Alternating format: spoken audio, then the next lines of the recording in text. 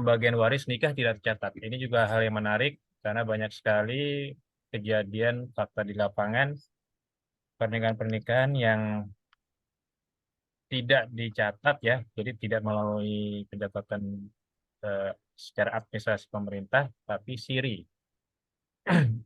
Dengan berbagai banyak alasan ya, alasannya macam-macam lah. Nanti bisa kita tanyakan di sini dengan narasumber langsung, apakah itu memang dibuat-buat atau memang ketidaktahuan atau bagaimana, nanti bisa kita bincangkan di sini bersama narasumber. Itu saja mungkin pengantar dari saya. Insya Allah kita akan laksanakan. Sebelum mulai kita sama-sama baca basmalah. Bismillahirrahmanirrahim. Semoga Allah meridhoi langkah kita dalam mengadakan acara ini. Berikutnya saya serahkan langsung ke Bapak Sarnoto untuk menyampaikan paparannya. Silakan Pak Sarnoto. Baik, sebelumnya suara saya bisa terjangkau semuanya, tidak ada yang trouble. Jelas, insya Allah kalau dari saya jelas. Baik, Assalamualaikum warahmatullahi wabarakatuh. Waalaikumsalam warahmatullahi wabarakatuh. Alhamdulillahi wahda, wala hawla wala quwata illa billah, nahmaduhu wa nasta'inuhu wa nastaghfiruh, wa na'udzu billahi min shururi anfusina wa min sayyiati a'malina. May yahdihillahu fala mudhillalah wa may yudlilhu fala hadiyalah. Amma ba'd. Para Bapak Ibu peserta meeting kajian waris pagi ini yang sama-sama saya hormati, saya banggakan. Mohon maaf sebelumnya saya terlambat masuk, mudah-mudahan tidak menjadikan suatu halangan.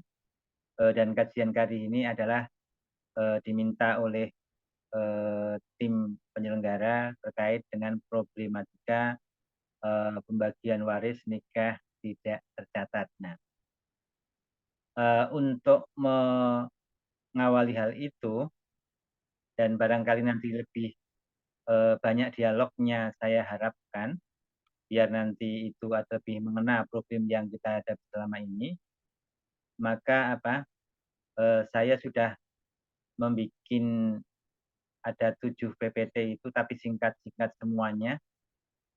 Di situ adalah terkait dengan peraturan yang mengharuskan pencatatan pernikahan di Indonesia ini untuk mendapatkan hak-hak pelaku pernikahan dan keturunannya tentunya.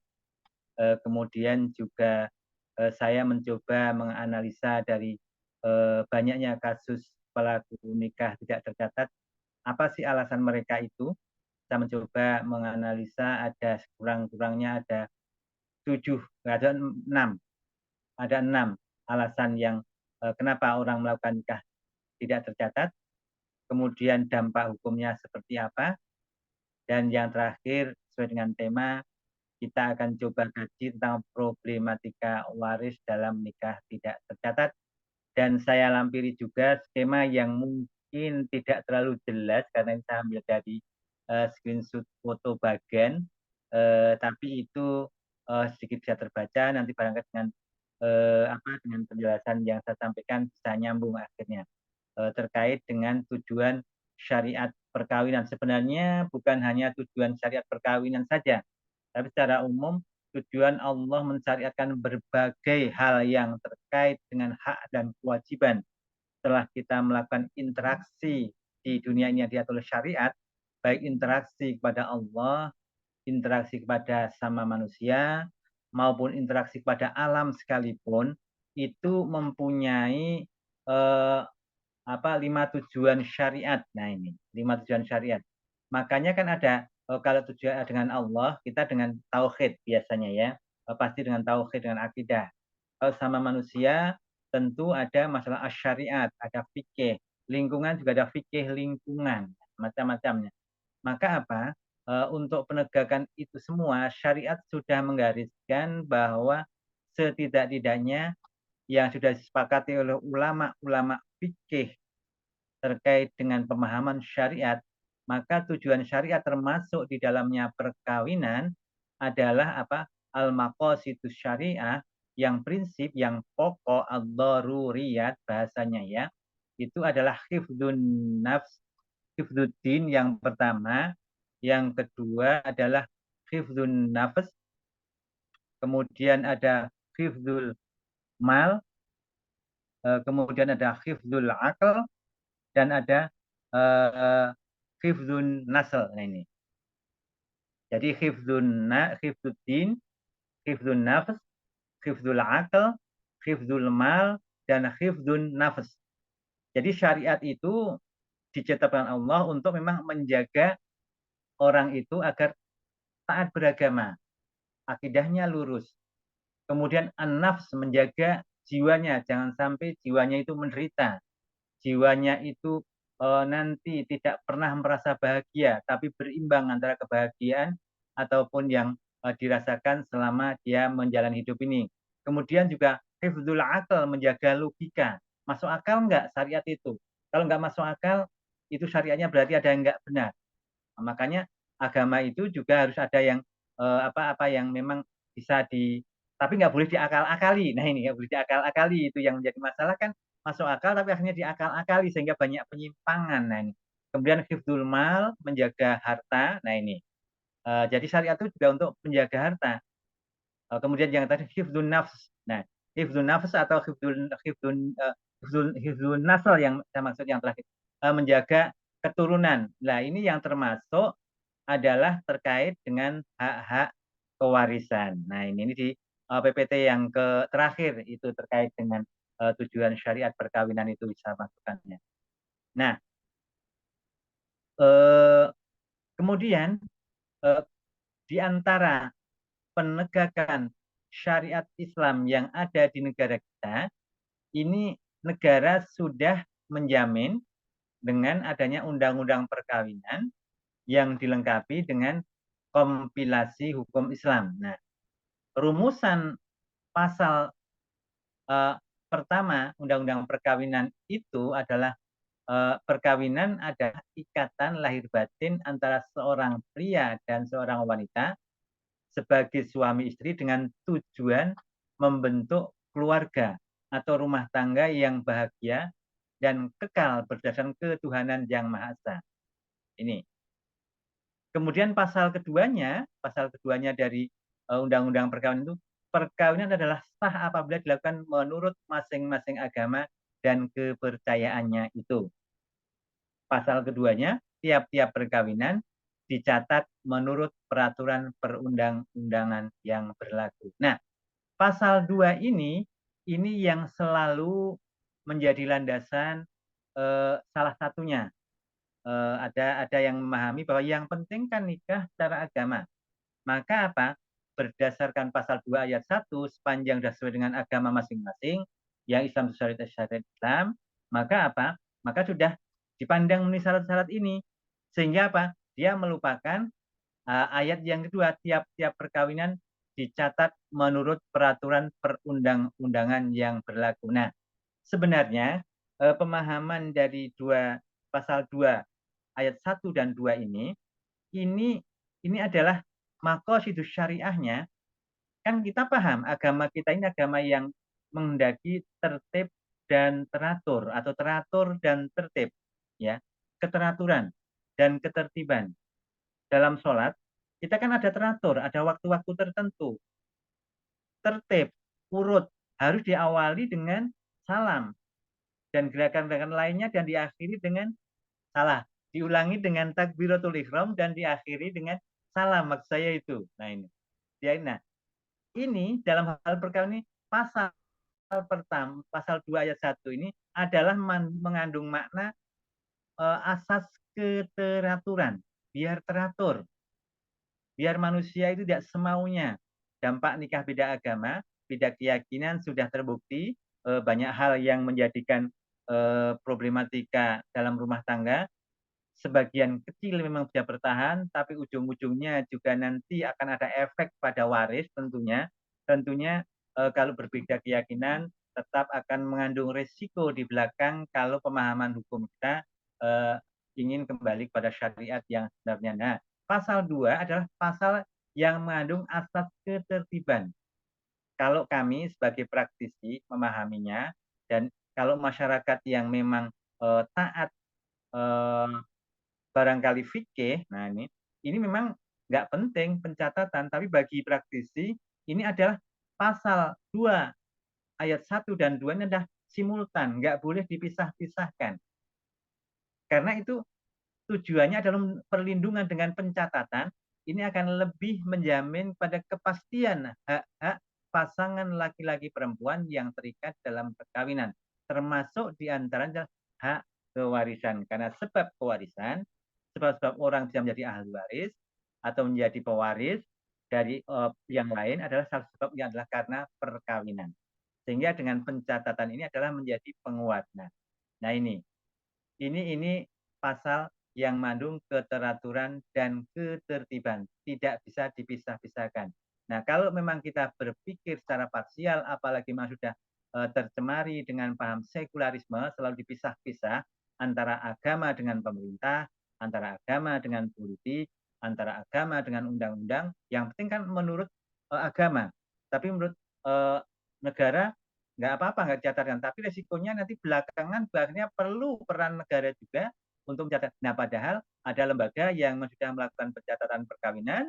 Kalau ada problem, misalnya ada masalah rumah tangga, ada lembaga yang menyelesaikan masalah sengketa. Di negara ini sudah ada lembaga penegakan syariat Islam yang dibentuk secara formal. Salah satunya yang Kementerian Agama bagian pencatat mencatat, kemudian bagian penyelesaian masalah adalah Pengadilan Agama. Sehingga apa?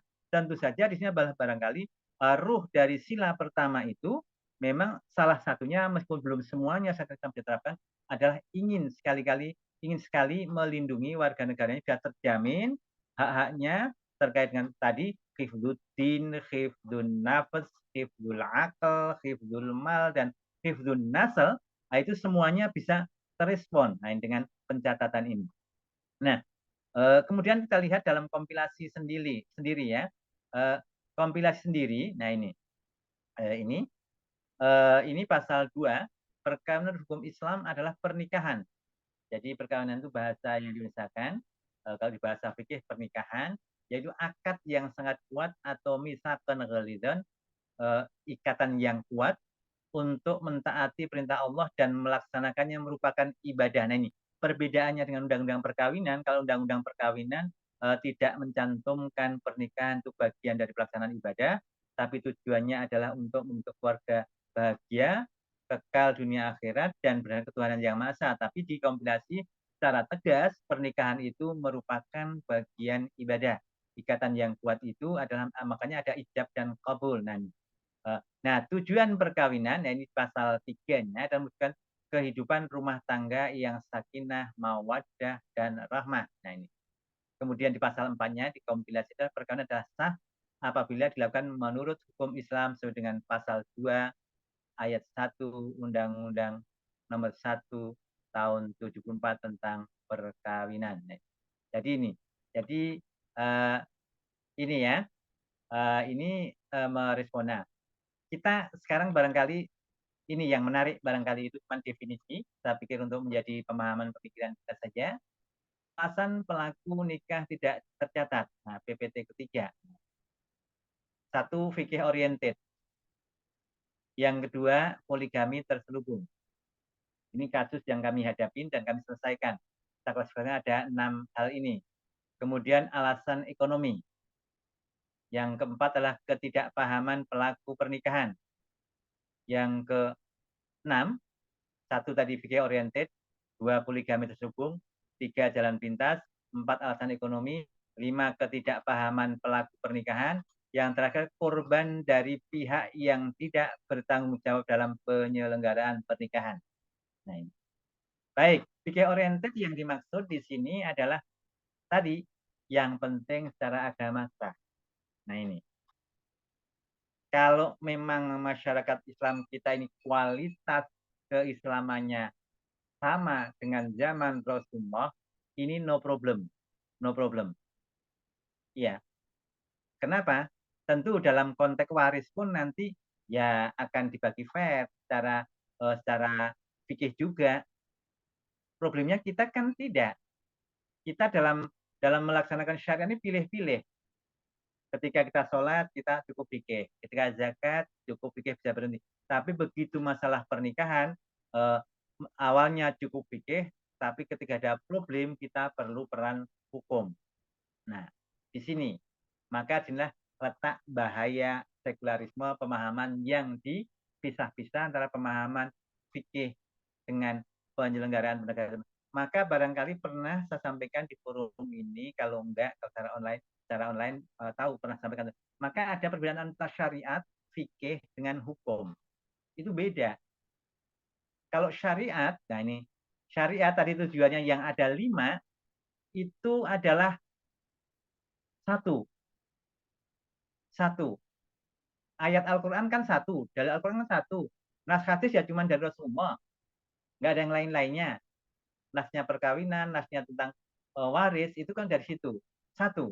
Kemudian global, ya artinya bisa menyeluruh, berlaku, tidak hanya lokal. Nah, itu kalau syariat. Syariat Islam itu abadi. Nah, sampai akhir zaman. Maka Al-Quran ini terjaga keabadiannya. Terjaga keabadiannya, syariat Islam itu. Kemudian eh, apa kebenarannya kalau syariat itu pasti. Tapi kalau fikih itu kebenarannya adalah masih relatif karena pendapat pemahaman ulama. Fikih Maliki, Syafi'i, Hanafi, kemudian Hambali itu berbeda-beda tergantung latar belakangnya. Maka bisa jadi syariat itu berlaku tidak global lagi, berlaku kedaerahan. Nah, ini. Nah, jadi fikih oriented. Nah, yang saya maksud ini fikih oriented artinya yang penting secara agama sah. Fikih terpenuhi, dia nggak mikir respon jangka panjangnya. Nah, ini. Apalagi kalau dihubungkan dengan poligami terselubung. Nah, ini. Biasanya nikah pertama nikah pertama itu tercatat di KUA. Nah, nikah kedua karena main mata padahal peraturan undang-undang sudah merespon, dia nggak mau pusing, dia nggak repot, dia nggak mungkin dia menyetujui dan seterusnya, maka apa? Dia pakai nikah tidak tercatat, nikah siri tadi bahasa dari pembuka dari Om Mas tadi, nikah siri. Padahal nikah siri sendiri bukan nikah yang melanggar syariat. Nikah itu yang disunahkan Rasulullah adalah ilamun nikah, harus diumumkan. Makanya ada walimatul urus. Jadi nikah siri itu pada dasarnya melanggar syariat itu, karena melanggar sunnah, ya. Sunnahnya kan ilamun nikah, harus ada walimatul urus itu. Makanya dianjurkan itu, sunahkan itu, meskipun sesuai dengan kemampuan masing-masing, diproklamirkan. Nah, poligami terselubung ini, ya pertama punya buku nikah, kedua karena faktor macam-macam, akhirnya milih nikah tidak dicatatkan. Nah, itu akan apa? Akan pengaruhi dampak tadi, efeknya ke bawah nanti akan kita lihat nanti. Nah, jalan pintas, karena akan lebih gampang karena orang barang jalan pintas. Jalan pintas, ngurus poligami kan susah, balik ke pengadilan lagi belum tentu istrinya nyetujuin, makanya pakai jalan pintas, nikah siri. Atau dulu waktu masa pandemi kan dibatasin tuh pernikahan di KUA. Nah, ini di antri, bahkan nggak boleh ngadain pesta di rumah, pakai jalan pintas biar ya ini nih. Kemudian alasan ekonomi, karena nikah tercatat itu mahal, padahal kenyataannya bukan mahal. Banyak nikah siri yang biayanya lebih mahal daripada nikah dicatatkan di KUA. Yang mahal itu biasanya karena memang kebiasaan kita ini memberikan step-step kepada petugas-petugas pencatat nikah. Nah, itu yang menjadi masalah. Kultur itu sebenarnya kultur yang memang harus tidak kita biasakan. Tapi karena kultur kita itu seperti itu, dan bisa jadi ya, saya tidak mengatakan tidak semuanya juga, ada beberapa oknum dari pencatat nikah itu yang memang sangat berharap kalau dia datang untuk mencatatkan nikah yang diundang kepada seseorang keluarga muslim itu, dia berharapan kalau tidak ada dia akan barangkali merasa nggak care dalam melayani, dan ketika dia meninggalkan tempat pun mungkin perasaannya berbeda dengan yang beberapa tips diberikan dengan bicara. Nah, ini barangkali alasan ekonomi ini yang menjadi masalah kadang-kadang. Padahal kenyataannya kalau nikah yang benar, bahkan kalau mau datang ke balai nikah itu harganya, biayanya sangat murah, sangat murah. Nah, kecuali kita ngundang. Nah, ini yang jadi masalah kan tadi budaya memberikan tip itu yang menjadi masalah di kita ini. Kemudian ketidakpahaman pelaku pernikahan. Ya, ini banyak, akhirnya nikah tidak tercatat, dan bahkan setelah mau dimintakan pengesahan di pengadilan, akhirnya memang tidak sah. udah tidak tercatat, memang tidak sah, tidak paham tentang wali hakim. Ada orang nikah yang memang nikahnya adalah tidak tercatat, usut punya usut, ternyata memang tidak memenuhi syarat. Ada banyak pelanggaran-pelanggaran syariat yang dilakukan. Bisa wali nikahnya tidak berhak, ngaku wali hakim, tapi wali hakim itu kalau dikembalikan hadisnya adalah as-sultan, ternyata wali hakimnya bukan as-sultan. Ya orang yang ya dianggap paham di lingkungan itu, bisa jadi guru ngaji, bisa jadi dia pemuka agama di situ, bisa jadi dia adalah RT. Nah, ada saya menemukan ketua RT itu jadi wali nikah yang disebut sebagai wali hakim. Nah, sementara as-sultan adalah penguasa. Nah, penguasa di negara kita ini adalah presiden. Nah, presiden turunannya adalah sampai ke Kementerian Agama dan di tingkat bawah adalah kepala kantor urusan agama. Nah, yang terakhir yang menarik adalah korban dari pihak yang tidak bertanggung jawab dalam penyelenggaraan pernikahan. Jadi ini banyak kasus terakhir saya Jakarta Utara ini mungkin lebih dari 4-5 kasus ini orang sudah memang awalnya udah nikahnya di gedung dan memang sudah ada walimatul ursi yang betul. Nah, ada pegawai pencatat nikah yang datang. Nah, nikahnya misalkan saya katakan di wilayah Koja. Nah, wilayah Koja. Ada di gedung di masjid dan nah ketika terbit buku nikah bukan di kecamatan Koja pada nikah tapi terbit di wilayah Kerawang, Jawa Barat lagi ini. Kok bisa? Nah, itu kenapa ketahuan seperti itu? Nah, ketika lahir anak di pencatatan sipil, biasanya kan diperlukan fotokopi kutipan akta nikah yang dilegalisir oleh KUA. Nah, yang menjadi aneh, nikahnya di Koja Jakarta Utara, terbit surat nikahnya di Kerawang. Itu kan sesuatu yang sangat tidak mungkin, nggak ada numpang nikah di Kerawang, warga negara Jakarta Utara semua, dan ada pula, ini ketika di mau legalisir Kerawang ternyata pakai nomor buku nikah orang dan tidak ada nomor dia si A si B. Yang aneh lagi saya menemukan data di penjaringan ini yang menikahkan betul-betul penghulu atau penghulu KUA Kecamatan Penjaringan. Nikahnya di balai nikah pada hari Minggu, hari Akad bukan hari kerja. Nah, ketika terbit surat nikah, orang itu mau ngurus untuk suatu kepentingan yang dia lakukan, entah mau kalau nggak salah mau bikin ke imigrasi, mau bikin paspor waktu itu ya, itu ternyata legalisasi itu nggak tercatat di penjaringan itu. Ada nomor perkara, nomor surat nikah nomor itu ada, tapi nomornya orang lain. Nah ini kan tidak bertanggung jawabnya. Jadi dia sudah benar, dilakukan secara benar, prosedurnya benar, tetapi ada oknum yang tidak bertanggung jawab. Nah, ini alasan pelaku atau beberapa kenyataan. Dampaknya sekarang kita lihat dampaknya. Satu, tidak mendapatkan perlindungan hukum manakala terjadi putusnya perkawinan. Entah itu hak-hak pasca perceraian yang berlaku antara suami istri itu terkait dengan anaknya dan ujung-ujungnya juga pada masalah warisan juga akhirnya terabaikan.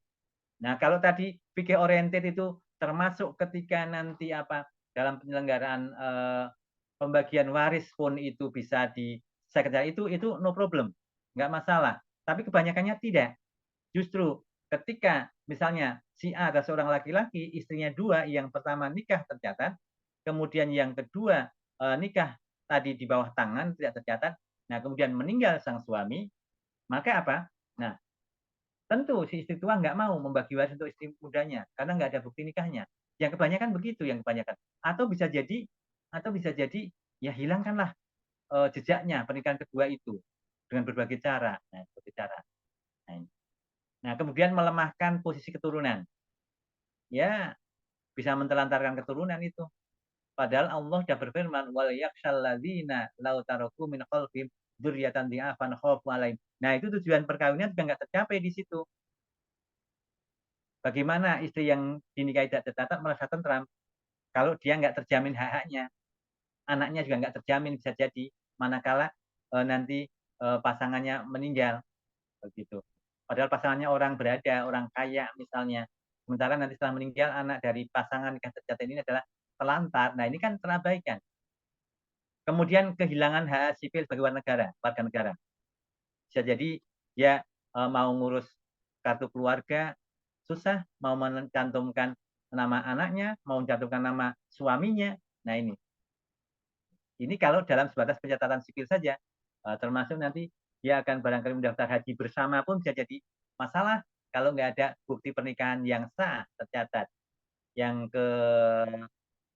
kelima adalah melanggar syariat. Tadi saya katakan bahwa nikah tidak tercatat, apalagi dalam dibungkus dengan nikah syiri. Itu kalau konteksnya adalah betul yang dirahasiakan, nah itu pelanggaran syariat Islam. Yang terakhir tidak tercapai tujuan perkawinan. Nah ini barangkali analisa saya telah menyampaikannya. Problematikanya dalam bagian waris barangkali ini.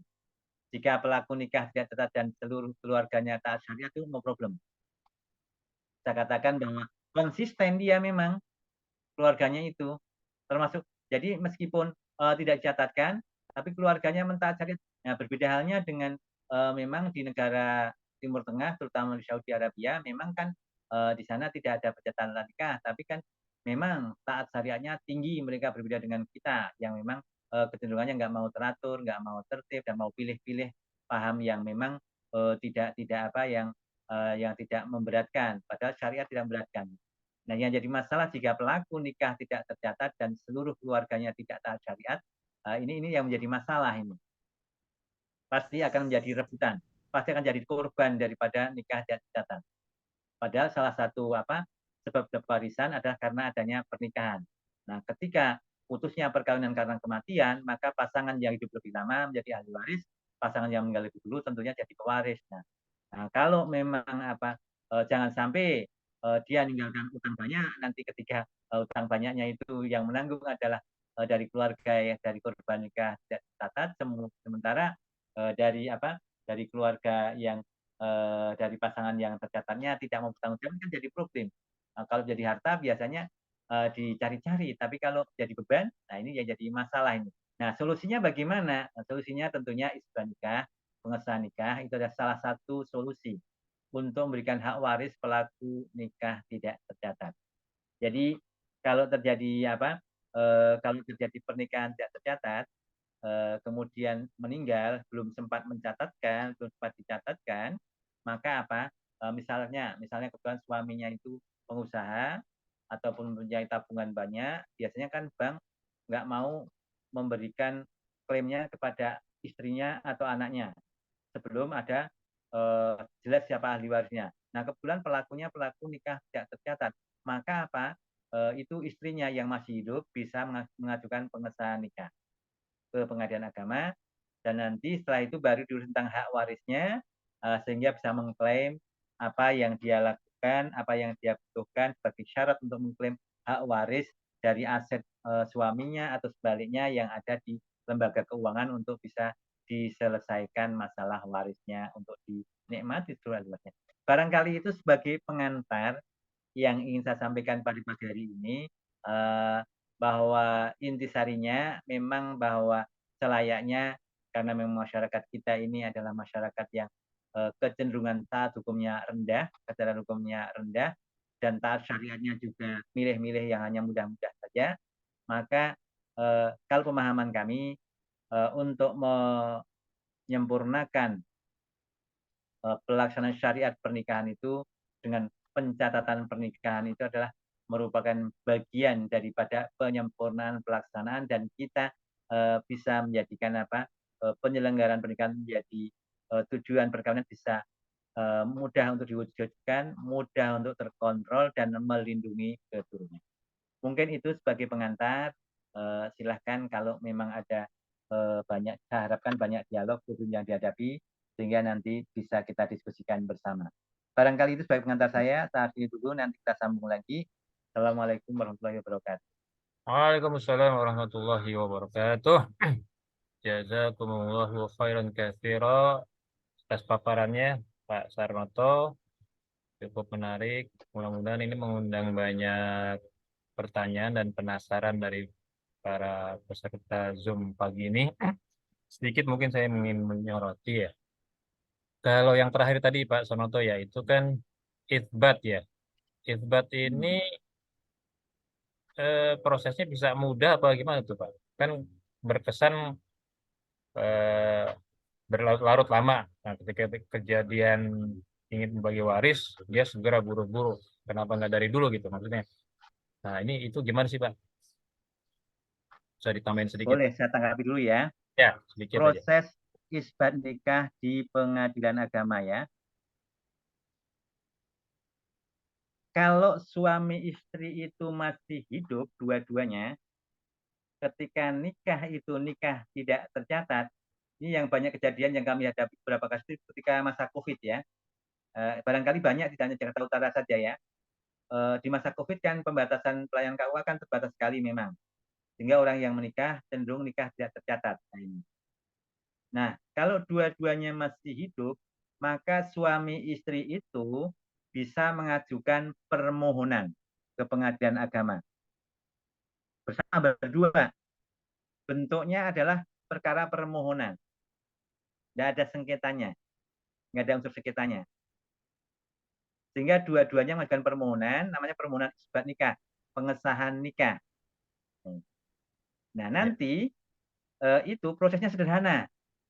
Sepanjang si pelaku itu, pelaku pernikahan suami itu bisa menyebutkan siapa wali nikahnya yang memang sesuai syariat Islam, ada saksi nikahnya 2 orang saksi laki-laki atau tidak, ada ijab kabulnya antara mempelai laki-laki dan perempuan atau tidak, kemudian ada mas kawinnya apa, itu bisa menyebut secara rinci seperti itu, dan itu didukung, dihadirkan dengan orang-orang yang menyaksikan pernikahan itu 2 orang minimal, dan kalau yang dihadirkan di pengadilan tidak harus laki-laki semua, boleh laki-laki, boleh perempuan. Tapi ketika menjadi saksi nikah itu wajib 2 orang laki-laki karena rukunnya seperti itu. Sepanjang dia bisa menyebutkan dan bisa nanti membuktikan di pengadilan agama, maka sekali sidang pun bisa terselesaikan, nggak mungkin berbelit-belit. Itu yang kita alami, yang kita selesaikan. Jadi nggak pernah kita itu berusaha selama memang betul-betul sesuai syariat dan begitu sidang sudah disiapkan siapa yang mau dihadirkan dan termasuk wali nikahnya kalau mau masih hidup ya syukur bisa dihadirkan sehingga akan lebih jelas dia akan menerangkan sehingga apa akan sekali persidangan selesai. Yang menjadi masalah biasanya karena ada penyimpangan itu ngaku janda atau duda tetapi ternyata belum pernah terjadi perceraian. Nah, padahal pernikahan sebelumnya ada buku nikahnya. Nah, ini yang menjadi masalah.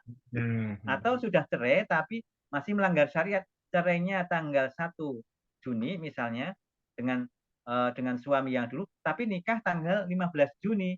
Kan belum menjalani iddah. Masa iddahnya belum habis, kan tanggal syariat. Nah, yang Iya, gitu-gitu kan betul. melanggar syariat. Itu tidak sah itu. Nah, Iya, sudah iya, cerai, betul. Tapi betul. baru 15 hari. Padahal kan 3 kali menstruasi. Kalau tidak men sudah harus 3 bulan kurang-kurangnya. Nah, ini. Nah, ini kan melanggar syariat yang gitu-gitu. Nah, ini yang menjadi kalau nikah yang tidak dipahami oleh yang mengaku orang pinter tapi nggak pernah detail sampai ke situ bisa jadi seperti itu. Nah, ini. Udah betul walinya betul bisa jadi. Kemudian saksinya 2 orang saksi betul, ada mas kawinnya ada. Tapi ternyata istrinya betul udah cerai tapi masih masa iddah. Nah, yang gitu-gitu. Banyak hal lagi yang lainnya. Jadi kalau itu yang masih hidup dua-duanya, nah ini bisa. Nah, kalau salah satunya sudah meninggal, nah ini kan tentu pasti akan ada hubungan dengan waris. Biasanya kita ada prediksi begitu. Maka apalagi ada pernikahan sebelumnya dengan istri tua misalnya, ada sebelum menikah dengan yang pelaku nikahnya, maka dia harus menggugat istri tuanya dulu. Jadi bentuknya sengketa. Nah, sengketa itu. Sengketa. Jadi ada penggugat, ada tergugat, atau pemohon dan termohon. Penggugatnya adalah istri yang minta disahkan perkara dengan suaminya itu. Tergugatnya adalah istri tuanya. Kalau itu misalnya tidak ada, nah ini mekanismenya itu jadi kalau salah satu sudah meninggal dunia, pokoknya melibatkan ahli waris yang lainnya diposisikan sebagai tergugat. Nah itu. Jadi beda. Itu yang agak lama memang. Karena namanya aja ada sengketa. Tentu menghadirkan pihak lain yang mengcounter bisa bisa membenarkan, kebanyakan tidak membenarkan karena kan akan dirugikan tentunya ahli waris yang lain kalau itu dengan waris kan Ya, akan mengurangi porsinya. Logikanya kan begitu betul. logikanya bagian warisnya.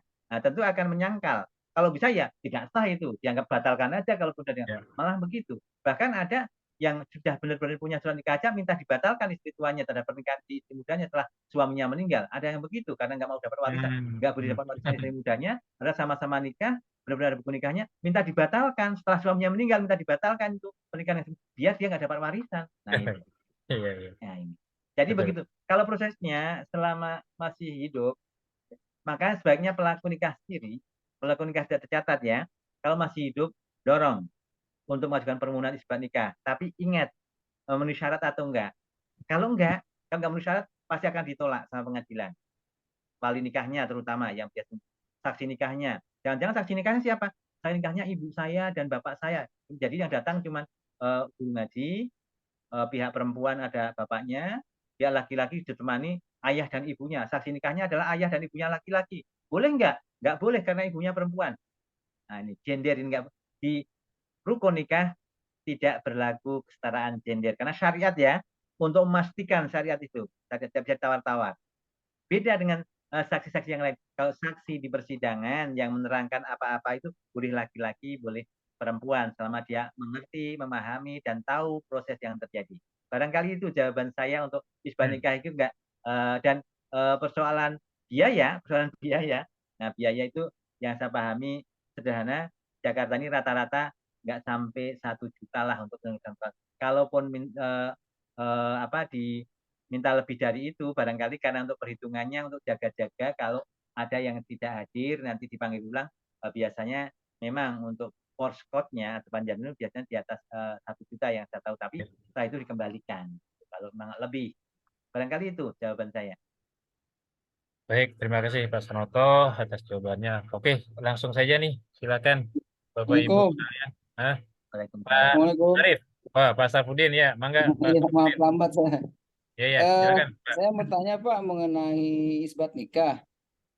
Biasanya itu kan yang poligami itu kan nikahnya kan duluan tercatat, yang kedua kan yang poligami siri kan tidak tercatat.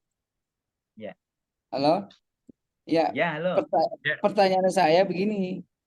Eh, Ketika mereka akan isbat nikah, itu statusnya kalau dia suaminya duda berarti istrinya masih masih berkeluarga, belum dicerai, sedangkan dia akan membuat isbat nikah itu statusnya apa? Status bujangan dia punya istri, status dia duda dia nggak punya surat duda karena belum dicerai yang istri pertama. Mohon penjelasannya Pak Sanoto, makasih. Baik satu-satu ya, biar lebih Ya, enak juga. ya Dan siap. baik terhadap, nah makanya kan poligami terselubung. Tadi kan salah Ya satu betul. alasan orang poligami terselubung karena menganggap kalau izin istrinya nggak mungkin Nah, mengizinkan ke pengadilan berbelit-belit. Padahal betul. ada mekanismenya. Di pengadilan itu justru akan membuka eh, biar transparansi perkara terjadi. Nah, terkait yang sudah terjadi, apa statusnya ketika dia nikah dengan istri kedua. Nah, itu ada yang memang tahu kalau istri keduanya itu tahu kalau dia udah punya suami, ya. Jadi dia bersuami sudah menikah, terus yang istri keduanya bisa jadi gadis. Nah, gadis dia mau dan tahu. Nah, karena alasan ekonomi bisa jadi yang penting saya kan ada yang nikahin, ada yang ngempanin, ada yang nafkahin berapapun. Kan awal-awalnya kan begitu, berapapun awal-awalnya. Yang penting saya ada nikahin, ada yang tanggung jawab misalnya. Gadis misalnya seperti itu, gadis yang memang sudah pengen nikah tapi nggak ada yang mau ya dengan orang sudah punya nikah itu. Nah, sehingga nikah tidak tercatat dan memang yang menjadi wali nikah ayahnya si perempuan, saksinya 2 orang laki-laki. Ada ijab kabul, cuman memang tidak tercatat karena memang tidak dapat izin dari pengadilan. Kan harusnya kalau mau begitu kan si laki-laki ini mengajukan permohonan izin poligami ke pengadilan. Nah, di izin poligami ke pengadilan itu mekanismenya laki-laki sebagai pemohon. Istri tuanya yang sebagai istri pertama adalah sebagai termohon. Nah ini. Nah nanti akan diklarifikasi dia ngizinin atau enggak. Nah, calon istrinya ini dihadirkan untuk dimintai keterangan biar semuanya terbuka. Nah, kalau meskipun istrinya nggak mengizinkan untuk menikah lagi misalnya, tapi menurut pengadilan layak untuk poligami ini orang, bisa jadi dikabulkan. Bisa jadi ya, bisa jadi. Tapi bisa jadi juga tidak, karena barangkali memang beberapa alasan yang memang tidak bisa meyakinkan pengadilan. Nah, terkait tadi ini kita langsung ke yang pembahasan yang sudah terjadi pernikahan mau isbat nikah bagaimana? kalau sudah terjadi isbat nikah, maka si suami istri, jadi suami dengan istri keduanya ini, dia mengajukan permohonan ke pengadilan bareng-bareng. Nah, istri tuanya diajukan sebagai termohon, sebagai lawan. Jadi berlawanan ini jadinya. Jadi berlawanan. Nah, nanti akan dikonfrontir keterangan istri dari suami istri yang pasangan nikah siri tidak tercatat tadi dengan istri tuanya tadi yang punya suami nikah tadi. Dia bagaimana sikapnya? Iya, Pak. Saya memang memberikan izin dulu. Cuman saya memang tidak mensyaratkan jangan catatan KUA. Atau memang waktu itu kami memang jalan pintas biar cepat, nah begitu. Kalau memang ada pernyataan seperti itu diizinkan meskipun, nah itu bisa jadi dikabulkan. Tetapi ketika ada banyak hal yang terjadi kebohongan, bisa jadi pernikahannya bisa dinyatakan tidak sah. Karena ketika ada unsur kebohongan, suami ngaku duda, suami ngaku istrinya sudah meninggal, ada surat keterangan kematian, itu saja kalau nikah tercatat bisa dibatalkan itu. Nah, bisa dibatalkan itu sama istri tuanya itu, dan itu banyak kasus seperti itu. Jadi kalau dia mau disahkan, dia harus melibatkan istri tuanya. Jadi permohonannya menjadi sengketa. Jadi ada lawan ini. Jadi ada gugat menggugat, ada tanggap menanggap, prosesnya lebih lama daripada yang tadi suami istri maju bareng yang memang tidak terlibat pasangan yang lainnya. Nah, ini lebih rumit. Nah, ketika itu sudah terjadi seperti itu dan memang bisa dibenarkan, tidak ada yang keberatan dari tuanya, nah maka apa? Pengesahan nikahnya bisa jadi dikabulkan. Jadi mekanismenya seperti itu. Nah, kadang orang setelah meninggal lebih lama, sudah lama-lama meninggal baru selesaikan. Nah, ini kesadaran hukum kita memang masih perlu kita dorong, kita berikan pencerahan siapapun yang mempunyai pemahaman itu, rasanya memang menjadi kewajiban bersama dakwah kita jarang tersentuh sampai hal-hal yang seperti ini. Kira-kira seperti itu, Pak ya, Pak Syarif. Ya, baik. Mohon maaf Pak, pertanyaan saya statusnya suami itu bujang atau duda itu? Nah, ini kami nggak bisa mengetahui. Dia tentunya kalau dia nggak statusnya sudah menikah, dia kalau sudah poligami seperti itu. Sedangkan dia kan bukan izin poligami, Pak. Mohon maaf, dia kan karena ya tadinya kan nikah siri, maksud saya status dia apa tuh? Masalah kan nanti berkaitan dengan warisi anak mereka yang nikah siri itu, Pak. Itu yang tahu tentunya siapa yang menikahkan ya. Tentunya siapa yang menikahkan. Kalau kami sebagai penyelesai masalah, ya kita anggap dia ini laki-laki yang pernah menikah, bukan bujang, bukan duda juga kalau masih ada istrinya. Iya. Iya, kita nggak statusnya menganggap pernah dia nikah gitu ya. bukan Statusnya pernah bujang dan menikah gitu ya. iya, statusnya sudah menikah dia. Cuman Biasanya dia makanya mau pengadilan disahkan biasanya pengadilan mengabulkan ya, Pak. Tergantung bagaimana istri tuanya memberikan jawaban. Nah, tergantung istrinya tuanya memberi jawaban. Terus ada unsur kebohongan tadi nggak? Mengaku duda, mana surat dudanya kalau cerai mati. Nah itu, kalau dia cerai hidup, mana surat cerainya. Itu ada nggak gitu loh. Kita telusur sampai ke sana, sampai bukti-buktinya. Kalau dia, kan pengadilan belum tahu dia ketika nikah ngakunya apa. Nah, ketika di pengadilan baru akan terungkap itu biasanya. Ngaku duda, mana surat dudamu dengan istri pertama. Kalau meninggal, mana surat meninggalnya. Kalau cerai di mana? Mana surat cerainya? Pasti kita kejar begitu. Nah, itu pasti kita kejar. Nah, selama itu tidak terpenuhi, tentu ditolak. Ya. Nah, ada unsur kebohongan nggak gitu. Ternyata ada surat meninggal apa? Keterangan meninggal, tapi istrinya masih hidup ternyata. Nah, kan kebohongan. Nah, ada unsur kebohongan ini menjadikan kalau pernikahan bisa fasid, nikahnya dalam konteks fikih nikahnya nikah fasid, nikah yang ada unsur rusak, sudah ada kebohongannya gitu loh. Ya. Nah itu. Jadi begitu ya. Kalau ditanya statusnya untuk pengakuan statusnya suami ketika menikah, kami nggak tahu. Itu tentunya menikah. Cuman ketika di pengadilan pasti kita akan kejar. Ketika menikah, nah itu akan menjadi bahan kami untuk melacak keabsahan pernikahannya itu pelaku poligami yang tidak tercatat itu. Itu selalu menjadi pertanyaan pertama atau kedua ketika masalah itu sebelum melangkah kepada berikutnya. Karena itu menjadi prinsip memang. Betul Pak itu. Itu pasti kita tanyakan. Tapi ketika kami tanyakan, ketika menikah mengakunya apa, itu yang tahu tentunya yang menikahkan tentunya ya. Nah itu. Tapi itu menjadi bahan kami selalu untuk menyatakan sah tidaknya perkawinan, ada pelanggaran hukum atau tidak, sehingga menjadi apa? Sehingga menjadi nanti bagaimana menyatakan sah atau tidak, dikabulkan atau enggak permohonan isbat nikahnya. Oke, begitu Pak ya. Oke, baik Pak Saf, cukup ya. Nah, Baik, Pak. Pertanyaan ya. nyambung boleh nggak, Pak? Pertanyaan satu kali, pertanyaan nyambung.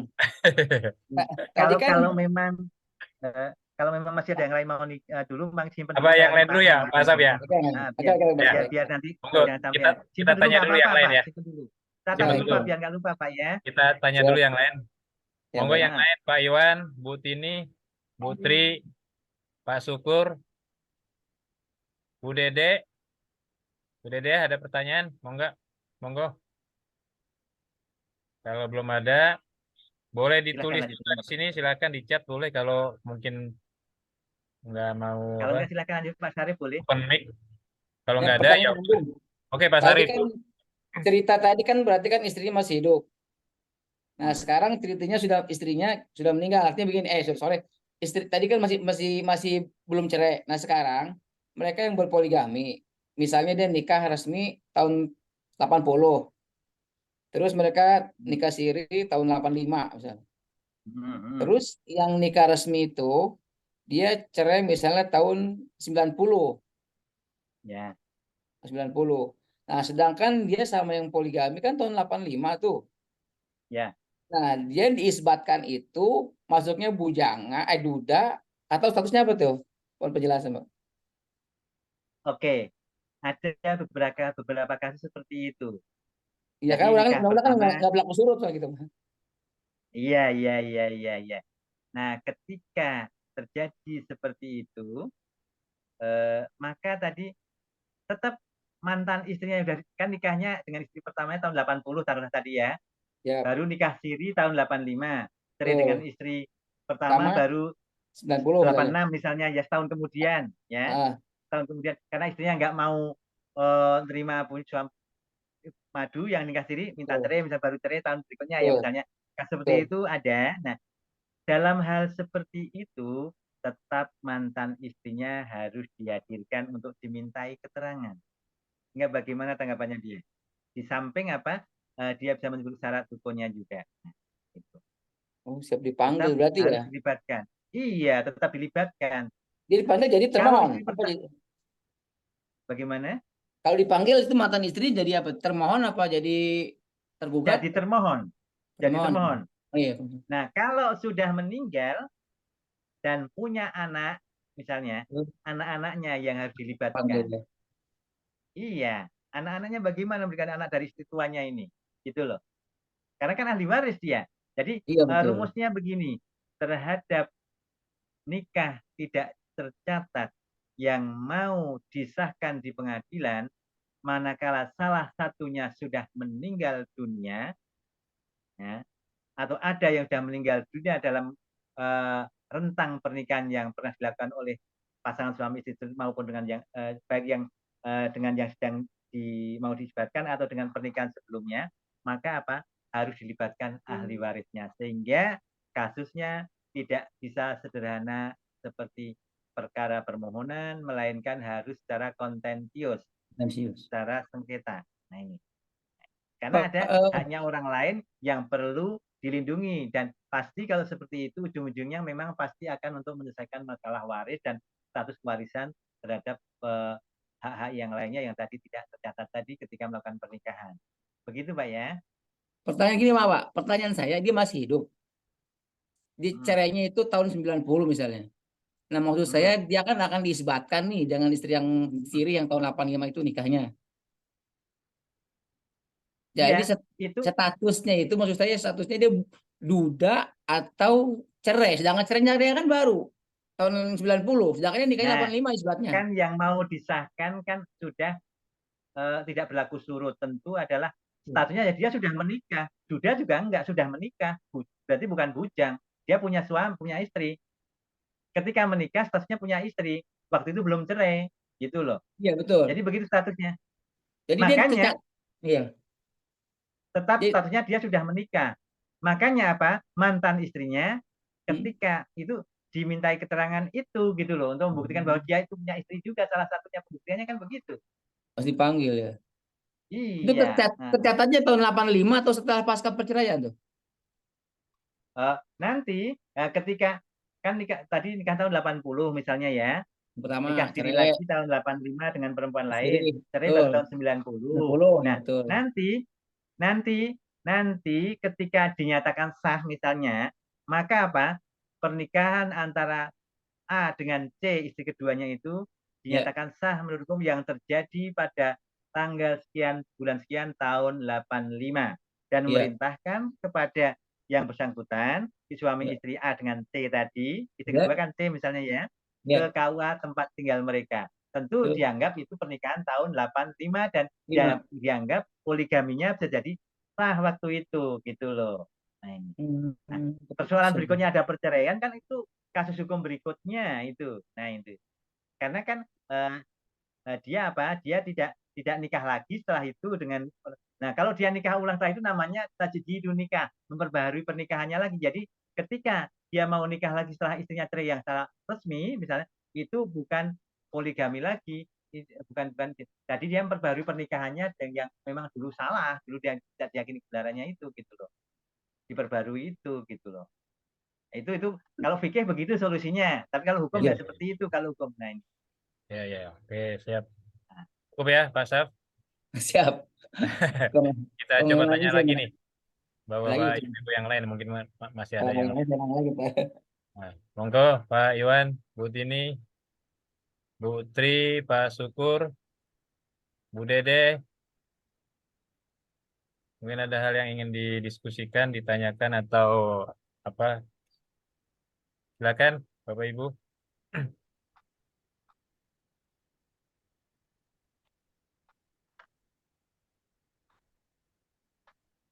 Adakah? Kalau nggak nanya saya mau nanya lagi nih. Kalau gitu sebentar, saya juga mau sedikitnya. Oh ya, Bu Tri, Tri, silakan. Ya, terima Bu Tri, kasih. silakan.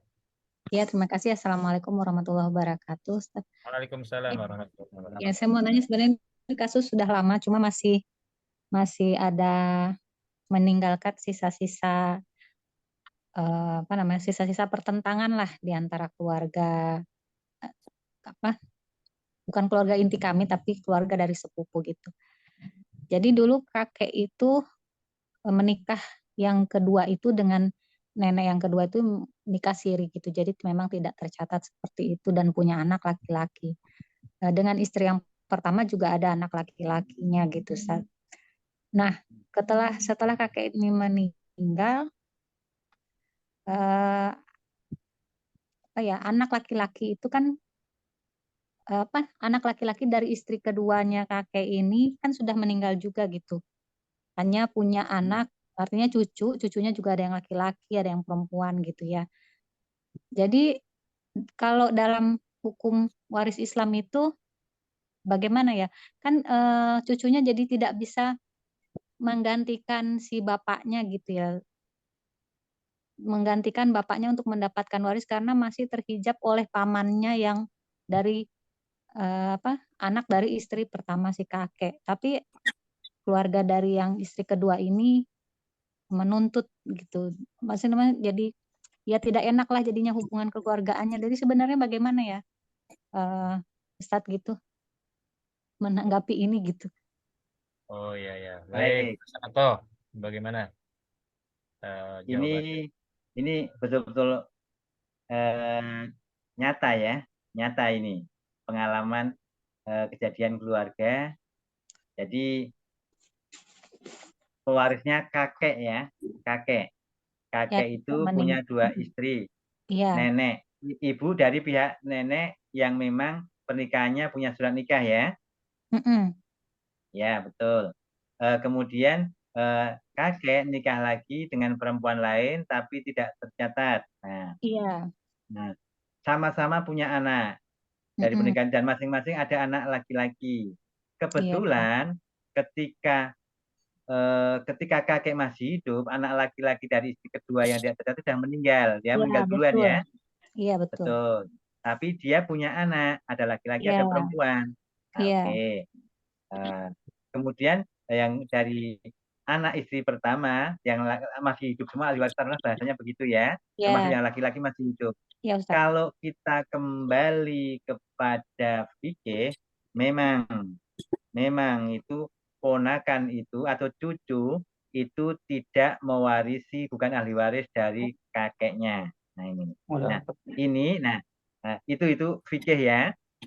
Ini termasuk kasus yang saya katakan inilah termasuk melemahkan generasi keturunan tadi. Tidak terlindungi hak-haknya dari pernikahan kedua tadi. Kurang. Nah, kalau kita misalnya kalau kita ini paham fikihnya memang konsisten termasuk warisnya juga, tahu di sana ada apa? Ada saudara beda ibu meskipun kan tercatat, ada sepupu dari saudara dari paman yang ketika nikah ibunya dengan kakek itu tidak tercatat, itu paham seperti dan ada hak warisnya diberikan, maka nggak masalah. Nah, kalau memang ternyata tidak punya surat nikah, perlindungan hukumnya lemah. Sehingga solusinya apa? Solusinya dalam hal seperti itu seharusnya kita bawa kepada di surat An-Nisa ayat ke-8 atau ke-9 kalau idza hadharul qismata ulul qurba wal yatama fal yaqulu qaulan sadidan. Akhirnya seperti itu ya. Apabila datang anak yatim atau tahu anak yatim ada bagian waris, maka berilah mereka. Nah, mereka beri sekedarnya oleh ahli waris yang memang masih hidup dari kakek itu, dari kakek ketika masih hidup itu. Nah, jadi ponakan-ponakan diberikan. Nah itu. Nah, tetapi manakala dia, kalau ada surat nikahnya antara istri kakek yang kedua itu dalam hukum, dalam konteks kompilasi itu dia bisa diposisikan sebagai ahli waris pengganti. Nah ini solusi hukum ya. Tapi makanya saya katakan antara fikih dengan hukum itu berbeda. Kalau hukum itu mencari solusi untuk menyelesaikan kasus. Nah, sehingga apa? Sehingga akan menjadi memberikan hak seorang sesuai porsinya tentunya. Nah, dalam hal seperti itu maka apa? Karena dia tidak mempunyai dokumen perlindungan hukum yang sah dari keturunan itu, maka apa? Dia bisa diposisikan sebagai sunnah. Maka kalau kembali ke pembagian fikih nggak salah juga pemahaman itu karena kan bukan keyakinan. Cuman barangkali selayaknya karena ada hubungan waris, ada benda itu kembalilah kepada apa? Kembalilah kepada prinsip-prinsip syariat. Nah, kalau tadi solusi hukum ahli waris pengganti tadi, kalau mendapatkan dokumen-dokumen otentik yang memang bahwa dia dari keturunan yang formal, legal, sesuai dengan yang ada, pernikahannya tercatat, itu nggak masalah dia diposisikan sebagai ahli waris pengganti. Nah, itu barangkali pemahaman yang bisa saya sampaikan ya. Jadi di sini memang kalau secara mungkin secara dia kan bisa sebagai ahli waris pengganti, ya betul, dia adalah cucu ahli waris pengganti menggantikan bapaknya yang meninggal. Tapi karena lemah perlindungan hukumnya, disinilah yang tadi nikah tercatat akan membawa dampak pada pelemahan keturunan, pelemahan kondisi. Nah ini akan menjadi problem seperti sehingga hak-haknya pun bisa terabaikan terjadi. Sehingga ahli waris yang lain pun bisa menjadikan alat berdebat. Nah, kamu kan nggak punya bukti bahwa cucunya yang benar nih. Nah, terjadi kan seperti itu. Sementara kita nggak tahu bagaimana proses kakek nenek ketika dulu itu waktu itu. Nah, yang jadi masalah. Dan barangkali bisa jadi bukan hanya ibu aja kasus seperti ini, bisa jadi yang lain-lainnya juga banyak terjadi yang seperti itu. Itu barangkali ibu ya. Oh ya. Nah, jadi kalau misalnya itu mereka tercatat, berarti bisa dibagi sesuai dengan porsi yang sama ya Ustadz. Maksudnya porsi sama di sini maksudnya sesuai dengan jatah warisnya gitu ya Ustadz ya. Kalau misalnya itu ternyata tercatat. Begini, terhadap ahli waris pengganti, misalkan mereka itu posisinya dari pernikahan yang benar, itu dia tidak boleh melebihi bagiannya itu ahli waris yang sederajat diganti. Misalnya ya, dari istri pertama ada anak laki-laki, ada perempuan, ya. Kemudian dari istri kedua, tadi anaknya cuma laki-laki saja ya, misalnya semuanya. Ya kemudian dari laki-laki. Nah, ini bagian si anak cucu ini nggak boleh melebihi bagian bibinya yang perempuan. Minimal sama. Minimal itu ahli waris pengganti nggak boleh menggantikan penuh posisi ayahnya. kalau dari Oh, turunan laki-laki. walaupun Itu cucunya kenapa? laki-laki, Ustaz. Iya, Walaupun walaupun anak. cucunya laki-laki, walaupun dari anak laki-laki.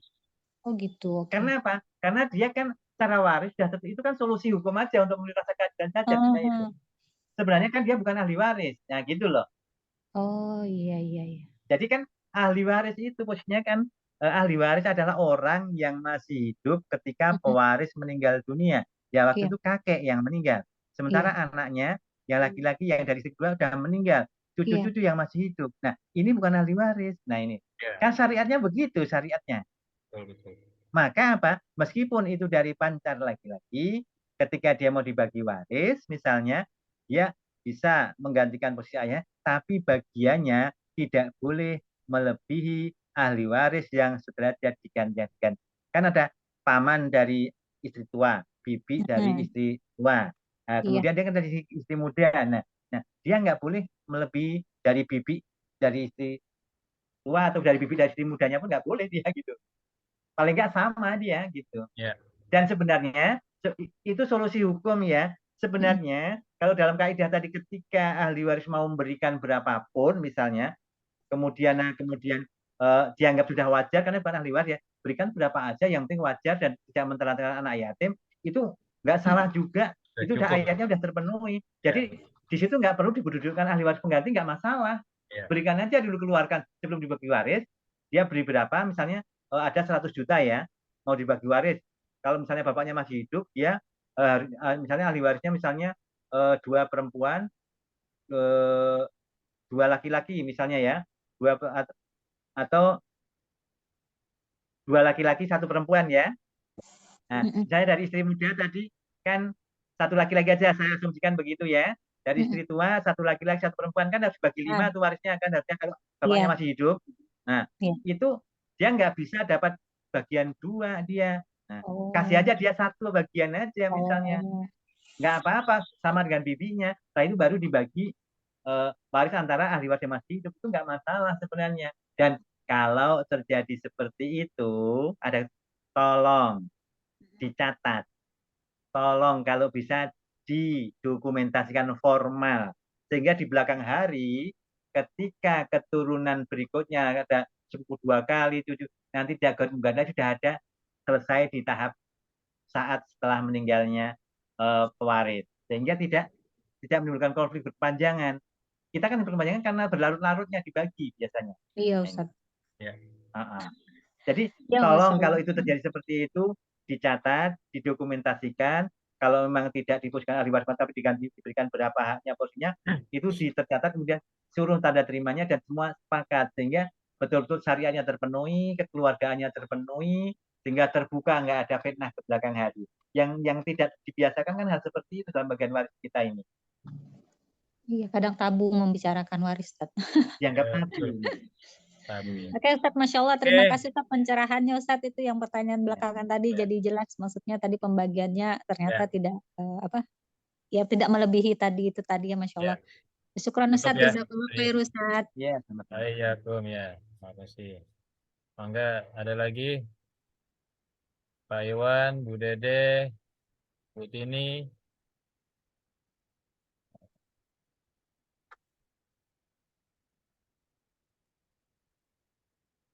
Kalau nggak ada lagi, Pak Sarturin mungkin ada lagi. Siap, siap. Ya. Pertanyaan saya jawabnya wajib atau enggak? Gini, kebetulan saya pernah nangin perkara. Orang zaman dulu itu kan sebelum melakukan undang pernikahan kan tahun 74 ya, 1 tahun 74 pernikahan. Dia menikah tahulah misal tahun 65. Justru istri yang pertama itu nikah tahun 65 dia tidak punya surat karena zaman dulu itu nikahnya dia nikah tanpa surat. Cukup dengan ya seperti kayak cukup syarat-syarat rukun-rukun pernikahan. Ketika setelah kemari-kemari setelah tahun 90 dia nikah sama orang lagi misal sama si A dan si B.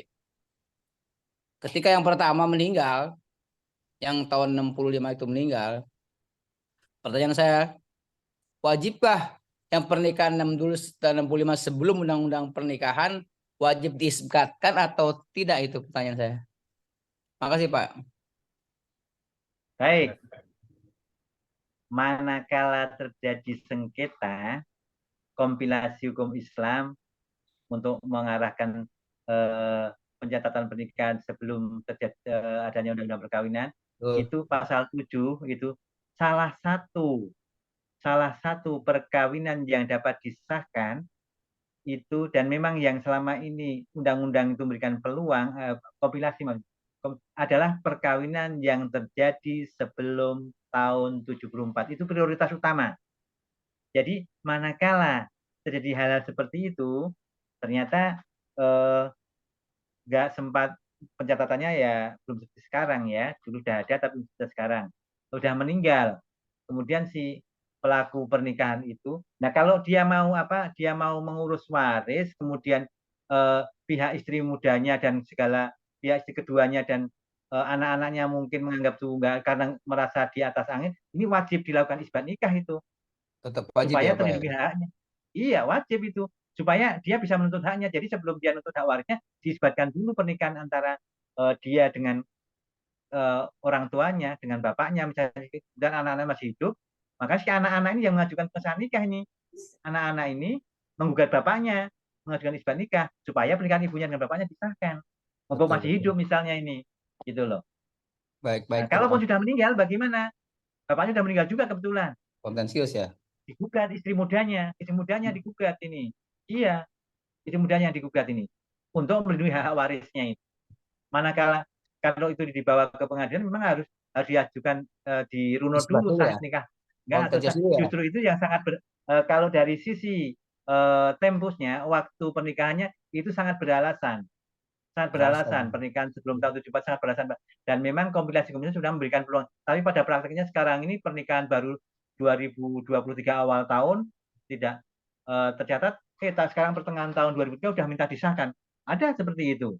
Padahal semodern ini masih banyak pelaku nikah tercatat itu. Masih banyak pelaku nikah. Nah, apalagi zaman dulu. Dan memang kompilasi sebenarnya memberikan peluang untuk itu. Itu peluangnya besar, dan memang kalau terjadi hal seperti itu selayaknya menurut saya untuk melindungi haknya ya haruslah diajukan pengesahan pernikahan itu, apalagi untuk mengurus hak warisnya. Karena nanti dari si waris itu tentu akan dilihat pernikahan sebelumnya sah nggak, legal nggak. Maka dengan isbat nikah itu menjadi bukti untuk nanti menyelesaikan masalah warisnya. Soalnya saya pernah nanganin padahal pengacara senior itu. Orang-orang pintar. Tapi ya itulah dia, karena dia mungkin nggak punya surat nikah. Karena nggak dulu, akhirnya dikalahkan itu. Nggak Ya isbat, iya, Pak. memang Nggak begitu. isbat. Karena harusnya diisbat nikahkan dulu harusnya. Iya, betul-betul. Proses hukumnya ya betul sedikit berbelit-belit, itulah termasuk kalau zaman dulu kan wajar, tapi kan biasanya hakim juga paham kalau pernikahan tahun sebelum tahun 74. Saya pernah mengisbatkan pernikahan tahun 40 sekian, belum merdeka lagi. Tinggal buyut-buyutnya itu. Nah, kita pembuktiannya bagaimana? Kita yakini saja karena sidiknya betul, unut-unut, ya kita nyatakan sah gitu loh. Yang terakhir termasuk akhirnya jadikan dasar itu adalah penetapan ahli waris kasus ahli warisnya keluarganya Mbah Priok. Itu saya yang menyelesaikan itu. Mbah Priok Jakarta Utara itu. Kan tinggal cicitnya itu ada itu. Jadi itu kami sarankan ya untuk memenuhi, kalau ada kasus seperti itu segera diisbatkan lah. Apalagi ada aset-aset waris yang memang harus diselamatkan dan mempunyai hak nyata. Kalau tidak seperti itu nanti secara legal dia akan terabaikan. Nah, dan kalau zaman dulu masih boleh begini loh. Sekarang ada peraturan baru. Kalau zaman sebelum tahun 2000-an itu boleh kumulasi gugatan isbat nikah plus waris. Ini masih ada. Dibolehkan, jadi ketika menggugat waris, pertama Posita diceritakan tentang Pak Safruddin kuas pengacara ya? Iya, Pak.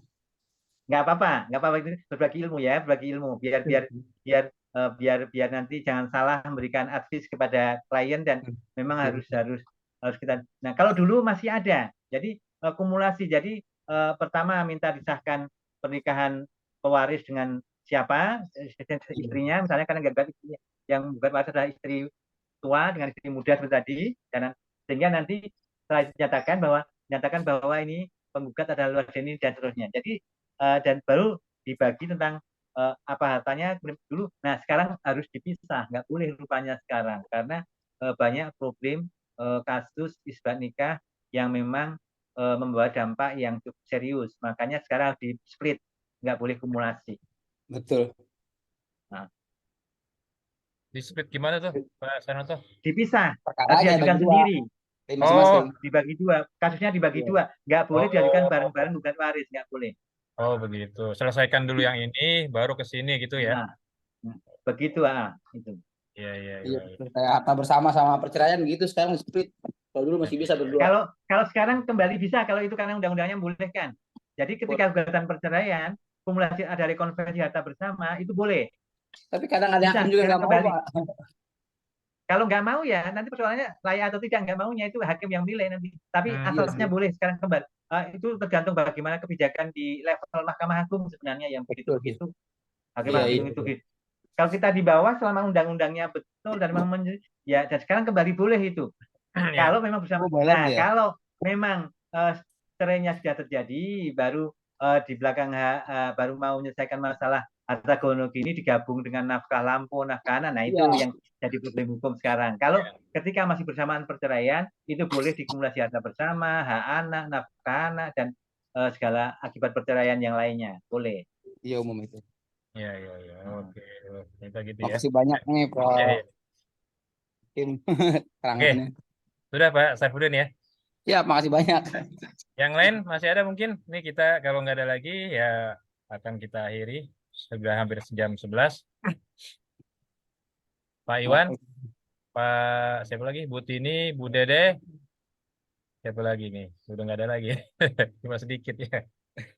Baik, kalau nggak ada lagi, nggak ada pertanyaan lagi, nggak ada diskusi yang disampaikan, baik kita sudahi saja acara kita hari ini. Tapi sebelum ditutup, saya mungkin ingin eh, apa, menegaskan ya dari materi yang tadi, menggarisbawahi. Jadi intinya dalam pernikahan kita harus mengikuti regulasi apa yang sudah ditetapkan pemerintah itu lebih baik ya, lebih baik tadi dari yang disampaikan Pak itu. Pokoknya jangan sekali-kali siri lah gitu intinya. Kita ikuti regulasi yang ada di pemerintah sah agar kedepannya tidak menimbulkan permasalahan berikut gitu. Jadi Betul. lebih baik di awal sah benar-benar gitu. Enggak. Kemarin soalnya Nah, ada juga Pak, ada yang bertanya ke saya, kalau dia masalah kuliah, sekolah nih, karena takut apa berzina dan sebagainya, udah siri dulu. Banyak yang seperti itu Pak. Akhirnya mereka siri dulu. Nah itu kan akan menimbulkan sesuatu kita nggak tahu ya ke depannya. Ya mudah-mudahan sih nggak ada masalah.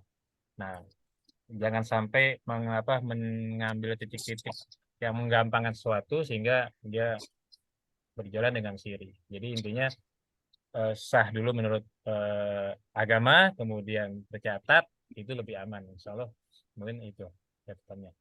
Tapi mungkin permasalahan ini sebenarnya masih banyak mungkin permasalahan di lapangan ya. Tapi karena kita hanya yang hadir 7 nih, jadi tidak terlalu banyak pertanyaan yang timbul. Tapi nggak masalah, mungkin nanti ke depan kita akan angkat lagi tema-tema yang kekinian. Mungkin ke depan juga bisa jadi Pak Sarnoto nih, Pak Hakim bisa kita sandingkan dengan Pak Safrudin nih. Gimana Pak Safrudin?